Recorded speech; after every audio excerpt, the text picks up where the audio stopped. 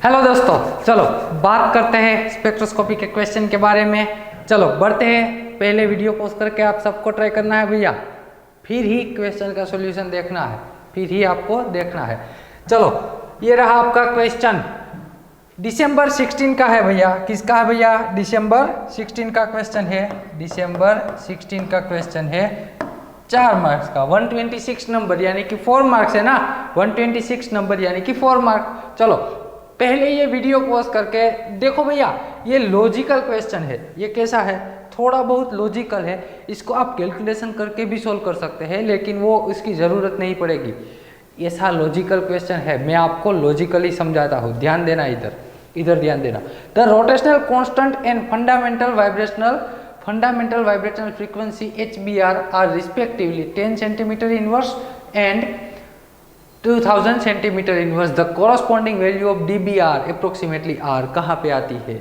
चलो मैं क्या बात करता हूँ, एक कॉन्सेप्ट समझाता हूँ आपको, एक कॉन्सेप्ट समझाता हूँ। आपने हुक्स लॉ पढ़ा है कि नहीं पढ़ा है? हुक्स लॉ, हुक्स लॉ क्या कहता है?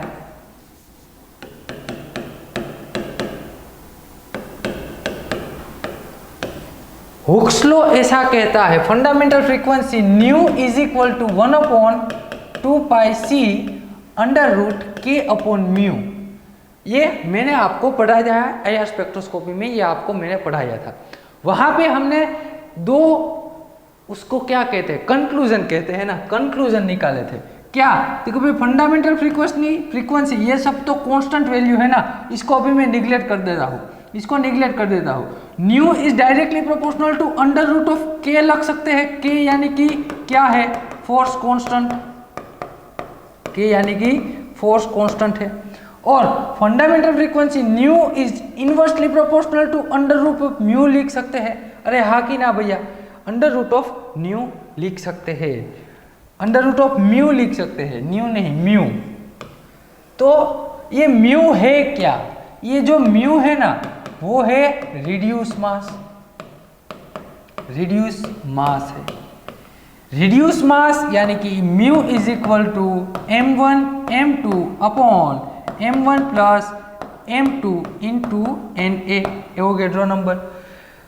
तो यहाँ पे हम आसानी से, आप जानते हैं ना, अगर मैं म्यू की कीमत बढ़ाऊंगा, यहाँ पे एक आप लिखिए, हमें किसकी भाई? न्यू की जरूरत है, तो nu is directly proportional to under root of mu है। तो यहाँ हम लिख सकते हैं कि अगर म्यू की कीमत, अगर म्यू इंक्रीज हो जाएगा यानी कि एटॉमिक मास इंक्रीज हो जाएगा। यहाँ पे मैं m1 m2, यहाँ पे मान लीजिए m1 की वैल्यू है 1, m2 की वैल्यू है मान लीजिए 2, और ये पहले सेक्शन के लिए। दूसरे सेक्शन के लिए मैं m1 और m2 ले लूँ, तो यहाँ पे मान लीजिए 2 और 4। तो यहाँ पे इन शॉर्ट हुआ क्या? एटॉमिक मास इंक्रीज हो गया ना, इन शॉर्ट हुआ क्या? एटॉमिक मास इंक्रीज हो गया। तो यहाँ हम लिख सकते हैं, ऐसा ही लिखो ना, if atomic mass increase, then जब एटॉमिक मास इंक्रीज होता है तब क्या होता है? म्यू इंक्रीज होता है। एटॉमिक मास यदि आपका इंक्रीज हो जाए तो म्यू इंक्रीज हो जाएगा। ठीक वैसे ही यदि म्यू इंक्रीज हो गया तो आप जानते हैं इन्वर्सली प्रोपोर्शनल टू म्यू है। Fundamental frequency is inversely proportional to mu है। तो यदि आप इसका डिनोमिनेटर इंक्रीज करोगे तो आपका फंडामेंटल फ्रीक्वेंसी क्या हो जाएगी? डिक्रीज हो जाएगी। आपकी फंडामेंटल फ्रीक्वेंसी डिक्रीज हो जाएगी। तो यहाँ पे मैं ऐसा लिखूँ, ऐसा लिख सकते हैं ना कि फंडामेंटल फ्रीक्वेंसी डिक्रीज हो जाती है। यदि हमारा एटॉमिक मास या तो रिड्यूस मास हम इंक्रीज करते हैं तो हमारी फंडामेंटल फ्रीक्वेंसी क्या होती है भैया? डिक्रीज हो जाती है। तो ठीक यही कॉन्सेप्ट आपको पकड़ के रखना है, यही कॉन्सेप्ट पकड़ के रखना भैया। आइए क्वेश्चन सॉल्व करते हैं। अब हम क्वेश्चन सॉल्व करते हैं। क्वेश्चन में इन्होंने क्या कहा है कि आपको HBR की फंडामेंटल फ्रीक्वेंसी दे दी है।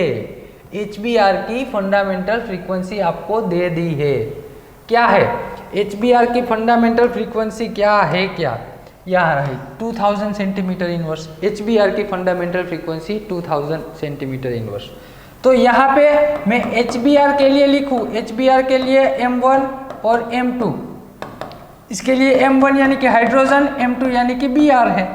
और मैं यहाँ DBr दूसरा इन्होंने दिया हुआ है, DBr दूसरा क्या दिया हुआ है, चलो इधर ही लिखते हैं ना हम। इसको मैं जूम इन कर दूं आपको समझाने के लिए, इधर ही लिखता हूँ, ध्यान देना। यहाँ पे HBr के लिए बात हो रही है, यहाँ पे DBr के लिए बात हो रही है। इसकी फंडामेंटल फ्रीक्वेंसी 2000 सेंटीमीटर इनवर्स है ना, इसकी आपको फाइंड करनी है। तो इसके लिए मैं क्या कहता हूँ आपको, M1 म्यू मुझे चाहिए, म्यू के लिए M1 और M2 की जरूरत होगी। देखना बिना कैलकुलेशन, सिर्फ लॉजिक लगा के क्वेश्चन सोल्व करना है। M1 क्या है, हाइड्रोजन है, M2 यानी Br है। यहाँ पे भी M1 और M2 है। M1 क्या है तो कि ड्यूटेरियम है, और M2 क्या है, Br। देखो भैया ये तो दोनों में कॉमन है ना, ये तो दोनों में कॉमन है, सिर्फ चेंज किसका है, यहाँ पे हाइड्रोजन था, यहाँ पे ड्यूटेरियम था। अब मुझे बताना, अब आप मुझे बताना क्या होगा, चेंज क्या होगा। इन शॉर्ट यहाँ से यहाँ ये दोनों में एटॉमिक मास किसका ज़्यादा आएगा, एटॉमिक मास, तो कि भाई DBr का एटॉमिक मास इंक्रीज हो गया। यदि एटॉमिक मास इंक्रीज होता है तो उसके साथ म्यू भी क्या हो जाएगा, इंक्रीज हो जाएगा। एटॉमिक मास इंक्रीज होता है तो उसके साथ म्यू भी इंक्रीज हो जाएगा। यदि म्यू इंक्रीज हो गया तो अकॉर्डिंग टू हुक्स लॉ आप जानते हैं fundamental frequency is directly proportional to mu, inversely proportional to mu. तो आपकी फंडामेंटल फ्रीक्वेंसी क्या कर जाएगी, 2000 से कम हो जाएगी। आपकी फंडामेंटल फ्रीक्वेंसी 2000 से कम हो जाएगी। पता चल गया आपको, अरे आपको पता चल गया कि आपकी फंडामेंटल फ्रीक्वेंसी 2000 से कम हो जाएगी। तो ऐसा ऑप्शन देखो कि जिसमें फंडामेंटल DBr की फंडामेंटल फ्रीक्वेंसी कम हो, DBr की फंडामेंटल, चलो ये दो ऑप्शन तो आने ही वाले नहीं है ना, ये दो ऑप्शन तो गए, A और C तो गया, A और C तो गया। अब ये दोनों बचे, इसमें DBr की फंडामेंटल फ्रीक्वेंसी 1410, इसमें भी 1410, तो अब कैलकुलेशन करने वाली बात ही नहीं रही। फंडामेंटल फ्रीक्वेंसी तो आपने निकाल ली, ठीक हूबहू दोनों की खूबसूरती, दोनों की जो सूरत है, दोनों की सूरत किसकी भाई, रोटेशनल कांस्टेंट की और फंडामेंटल वाइब्रेशनल फ्रीक्वेंसी, दोनों का जो कॉन्सेप्ट है ना, सूरत यानी कि मैं कॉन्सेप्ट की बात कर रहा हूँ, दोनों का कॉन्सेप्ट ठीक वैसा है कि जैसे जैसे आप एटॉमिक मास इंक्रीज करोगे वैसे वैसे फंडामेंटल फ्रीक्वेंसी भी डिक्रीज हो जाएगी और रोटेशनल कांस्टेंट भी उसका क्या हो जाएगा, डिक्रीज हो जाएगा। उसका रोटेशनल कांस्टेंट भी क्या होता है, डिक्रीज। दोनों का कॉन्सेप्ट सेम ही है। तो यहाँ पे आपने एक बात तय कर ली कि फंडामेंटल फ्रीक्वेंसी डिक्रीज हो गई, तो साथ ही साथ अगर आप एटॉमिक मास इंक्रीज करोगे तो उसकी रोटेशनल कांस्टेंट भी क्या होगा, डिक्रीज होगा। उसका रोटेशनल कांस्टेंट डिक्रीज, तो उसका रोटेशनल कांस्टेंट उन्होंने HBr के लिए क्या दिया हुआ है भैया, 10 सेंटीमीटर इनवर्स। तो DBr के लिए उसका रोटेशनल कांस्टेंट डिक्रीज हो जाएगा। तो यहाँ 10 तो नहीं आएगा, ये ऑप्शन भी गया, हमारा करेक्ट आंसर आ गया ऑप्शन नंबर डी। हमारा करेक्ट आंसर क्या आया भैया, ऑप्शन नंबर डी। क्यों, क्योंकि उसमें रोटेशनल कांस्टेंट भी क्या हो गया, डिक्रीज। देखो ये क्वेश्चन दोनों तरीके से सॉल्व होता है, आप कैलकुलेशन करके भी सॉल्व कर सकते हैं और लॉजिक लगा कर भी सॉल्व कर सकते हैं। और ऐसे जब लॉजिकल क्वेश्चन आए ना, तब उसमें कैलकुलेशन में टाइम बिगाड़ने वाली बात होनी नहीं चाहिए, आपको लॉजिकल ही करने हैं। तो यहाँ पे सिर्फ ये कॉन्सेप्ट याद रखना है, कौन सा, हुक्स लॉ ना, कि हुक्स लॉ क्या कहता है, directly proportional to force constant and wave frequency is inversely proportional to under root of mu. सिर्फ ये दोनों बात याद रखनी है। यहाँ से आपने ये क्वेश्चन सोल्व कर लिया, 4 मार्क्स का था, 126 नंबर यानी 4 मार्क्स, सिर्फ लॉजिक लगाना था, आपका आंसर आ गया। ये क्वेश्चन था। बढ़ते हैं अगले क्वेश्चन की ओर। ये रहा आपका अगला क्वेश्चन, बहुत ही ईजी है भैया, बहुत ही ईजी है। चलो ये क्वेश्चन बहुत ही ईजी है। एक काम करना, ये पूरा कॉन्सेप्ट तो मैंने पढ़ाया ही है आपको, ये मोलर रेशियो वाला कॉन्सेप्ट मैंने NMR में आपको पढ़ाया ही है। अब आप ट्राई, वहाँ पे ये एग्जाम्पल भी मैंने करवा दिया है। एक काम करना, आप खुद ट्राई करना, आप खुद ट्राई करना। ये मैं आपको होमवर्क देता हूँ ना, ये मैं आपको क्या देता हूँ, होमवर्क देता हूँ। ये रहा आपका होमवर्क, आप मुझे कमेंट बॉक्स में कमेंट कर देना इसका ABCD आंसर क्या आता है, इसका आंसर क्या आता है। पूरा आंसर लिखना 1 जेम 2, 2 जेम 1, 1 जेम 1, 6 जेम 1, जो भी आंसर आता है आप मुझे कमेंट कर देना। बढ़ते हैं एक अगले क्वेश्चंस की ओर।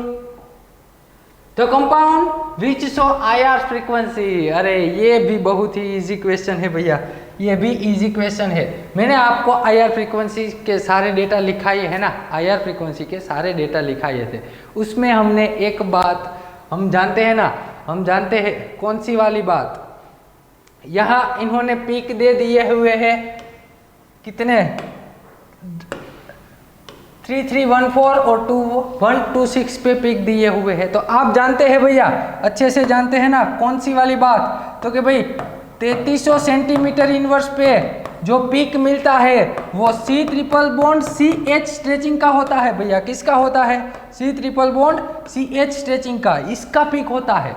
CH स्ट्रेचिंग का पीक होता है 3300 सेंटीमीटर इनवर्स पे CH स्ट्रेचिंग का पीक होता है। और ये एक कॉन्सेप्ट तो भली भांति जानते हैं कि C ट्रिपल बॉन्ड C का पीक कहाँ पे आता है?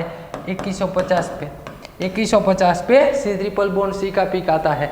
तो ये बहुत ही आसान क्वेश्चन है भैया, बहुत ही इजी। आपको ये IR देखो भैया, इसमें कुछ कैलकुलेशन वाली बात है नहीं, कैलकुलेशन करने जाओगे तो बहुत ही लेंथी क्वेश्चन हो जाएगा, बहुत ही लेंथी।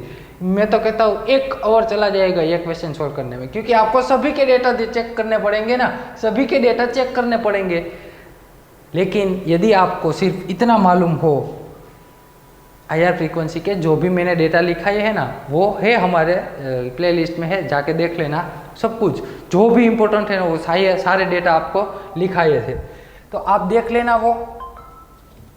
दूसरी बात, यहाँ पे C ट्रिपल बॉन्ड N है ना, तो उसकी कहाँ पे आती है? 2250 पे आती है, वो हमें दी नहीं है, इसका मतलब ये नहीं आएगा। C triple bond CH stretching, यहाँ पे भी C triple bond C stretching, इसकी 2150 पे आती है, इसकी भी कहाँ पे आती है? C ट्रिपल बॉन्ड C की, इसकी भी 2150 पे आती है। लेकिन ये इंटरनल है, और internal C triple bond C हुआ तो उसमें ऐसा CH स्ट्रेचिंग वाला पीक नहीं मिलेगा, CH स्ट्रेचिंग वाला पीक नहीं मिलेगा। तो क्या होगा? इसमें एक में ही आता है CH स्ट्रेचिंग वाला 3300, तो हमारा आंसर कौन सा रहेगा? हमारा आंसर C रहेगा, हमारा आंसर C रहेगा भैया।